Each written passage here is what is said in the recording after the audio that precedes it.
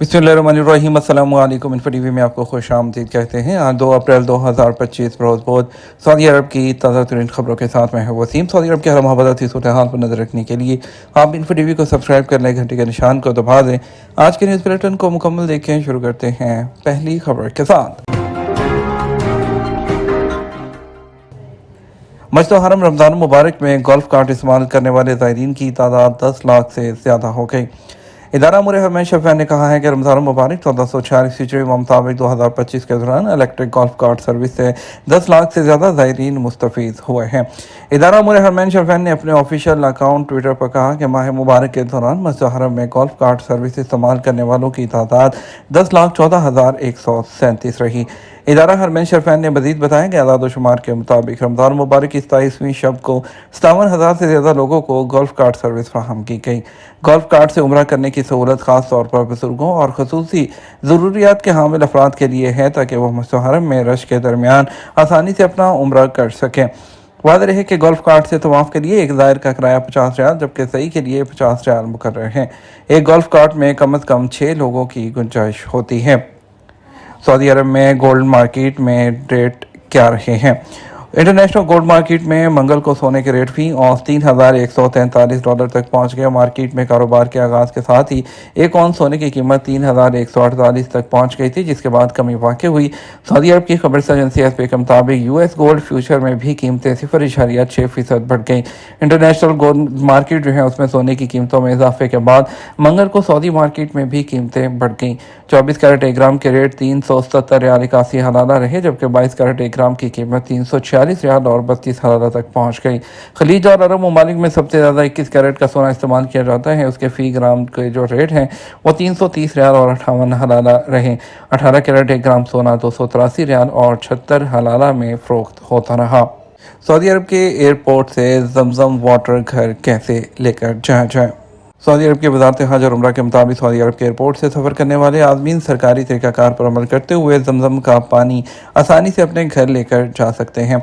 उनके हमवार और महफूज तजर्बा को यकीनी बनाने के लिए वज़ारत ने मशवरा दिया है कि हाजी जमजम की बोतलें एयरपोर्ट पर जो वाक़ सेल सेंटर हैं, जो सेल पॉइंट्स हैं, सिर्फ वहीं से ख़रीदें। एक बार ख़रीदे जाने के बाद बोतलों को हैंडलिंग के लिए ख़ास तौर पर जो कन्वेयर बेल्ट है जिस पर रखा है वो उस पर रखा जाना चाहिए, और इसके अलावा अपने सामान में उसको बिल्कुल भी पैक नहीं करना चाहिए। हर हाजी को एक पासपोर्ट पर एक बोतल लेने की इजाज़त है, और इस अमल को मुकम्मल करने के लिए आप नुस्क ऐप के ज़रिए उम्रा का दुरुस्त जो वीज़ा है या इजाज़तनामा वो भी दिखाना होगा। सऊदी अरब में पीने के पानी को साफ़ करने के लिए नई टेक्नोलॉजी को वसअत दी जाएगी। सऊदी अरब में बिजली के चार्ज से पीने के पानी को साफ़ करने की नई टेक्नोलॉजी को अगले 4 सालों में उसके इस्तेमाल में इजाफे के मुआहदे के बाद तोसीह दी जाएगी। टेक्नोलॉजी का इस्तेमाल रोज़ाना तकरीबन 3,500 क्यूबिक मीटर जो है पानी के जो साफ़ करने के लिए किया जाएगा। DRG जो केमटेक है, स्टॉकहोम वाटर टेक्नोलॉजी ने सऊदी कंपनी जो सालों में टेक्नोलॉजी को लागू करने के लिए एक मुआहदे पर दस्तखत किए हैं। स्वीडिश कंपनी ने सऊदी अरब में गंदे पानी को साफ़ करने के लिए टेक्नोलॉजी इस्तेमाल करने की तजवीज़ भी पेश की है, ताकि उसे ज़राअत के लिए इस्तेमाल किया जा सके। कंपनी ने एक बयान में कहा है कि इस तजवीज़ में इलाज जो साफ़ करने वाला गंदा पानी है उसे कीड़े मार अद्वियात, दवासाजी और दीगर केमिकल जैसे माइक्रो आलूदगी को हटाने का मनसूबा शामिल किया गया है। अगर टैक्सी का मीटर स्टार्ट ना हो तो मुसाफिर फ्री सफ़र कर सकता है। सऊदी ट्रांसपोर्ट जनरल अथॉरिटी ने कहा है कि अगर टैक्सी ड्राइवर जो है किराया मीटर को चालू करने में नाकाम रहता है तो सऊदी अरब में मुसाफिर जो है वो मुफ्त जो सवारी है वो करने का हकदार है। उन्होंने इस बात पर जोर दिया कि शफाफ और मुनसबाना कीमतों को यकीनी बनाने के लिए तमाम टैक्सी ड्राइवरों को हर साल के आगाज़ पर जो सफ़र के आगाज़ पर मीटर ऑन करना चाहिए। अगर कोई ड्राइवर जो है इसको नहीं मानता तो मुसाफिर को यह हक है कि वो बगैर पेमेंट के अपना सफ़र मुकम्मल करें। इस इक़दाम का मकसद सर्विस के मेयार को बढ़ाना और मुसाफिरों को ओवर चार्जिंग से बचाना है। ये नकल हमल के शोबे को मुनज़्ज़म करने और रहायशों, ज़ायरीन और हुज्जाज के तजर्बे को बेहतर बनाने की कोशिशों का हिस्सा है। और इसके अलावा जो पिलग्रिम्स अवेयरनेस सेंटर है उसने मुसाफिरों की हौसला अफजाई की है कि वो सरकारी चैनल के ज़रिए किसी भी खिलाफ वर्जी की इत्तला दे सकते हैं। सऊदी अरब ने बोलोगिना इंटरनेशनल बुक फेयर में 2025 में अपने कौमी पवेलियन का आगाज़ किया, जो कि 31 मार्च से 3 अप्रैल तक इटली के बोलोगिना फेयर एग्जीबिशन सेंटर में जारी है। पवेलियन का अहतमाम कमीशन बराए अदब, अशात और तर्जमा ने किया है।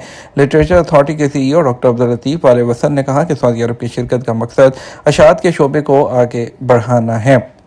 सऊदी अरब ने फलक मिशन के नाम से कुतुबी मीनार में रिसर्च मिशन का आगाज़ कर दिया। कुतुबी मीनार में सऊदी अरब का पहला रिसर्च मिशन जो है वो मंगल को फ्लोरिडा से रवाना हुआ। यह मिशन फ्रेम 2 मिशन के हिस्से के तौर पर स्पेसएक्स के ताउन से माइक्रोग्रेविटी माहौल में आंखों में कुदरती जरसूमों पर रिसर्च करेगा। मिशन के एक हिस्से के तौर पर स्पेसएक्स के साथ मिलकर फलक मिशन का नाम दिया गया है। मिशन आंखों की सेहत पर माइक्रो स्ट्रोक के असरात का मुतालिया करेगा। यह तजर्बा ऑकुलर माइक्रोब की तरक्की की शरह और जीनियाती और प्रोटीन की तब्दीलियों का तजिया करेगा, जो माइक्रोग्रेविटी के तहत हो सकती हैं। ये जरसूमों की बायोफिल्म बनाने की सलाहियत का अंदाज़ा लगाने का भी जायजा लेगा और आंखों में इन्फेक्शन के बढ़ते हुए खतरे पर इसके असरात का तजर्बा करेगा। मिशन के डायरेक्टर डॉक्टर अयूब अल सबीही ने कहा, खला में आंखों की सेहत का पता देता है और दुनिया भर में खलाई एजेंसियों के लिए एक हवाले के तौर पर काम करता है। उन्होंने कहा कि खला के सख्त माहौल के खिलाफ आंख के जरसूमों की मज़ाहमत उन सवालों में से है जिनका जवाब नहीं दिया गया। ये मिशन इसी मौजू पर मुस्तकबिल की तहकीक का संगे बुनियाद है।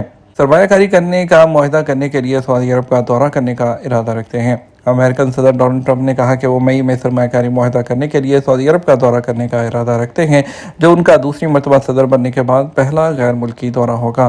खबरसां इदारे रॉयटर्स के मुताबिक ओवल ऑफिस में सहाफ़ियों से गुफ्तगू करते हुए दौरा सऊदी अरब से मुतल्लिक सदर ट्रंप का कहना था कि यह मुमकिन तौर पर आइंदा माह हो सकता है या शायद उससे थोड़ा बाद।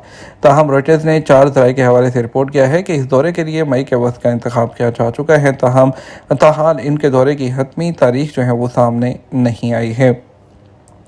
छुट्टी के दौरान इकामा कैंसिल किए जाने पर अपने हकूक कैसे वसूल किए जाएं?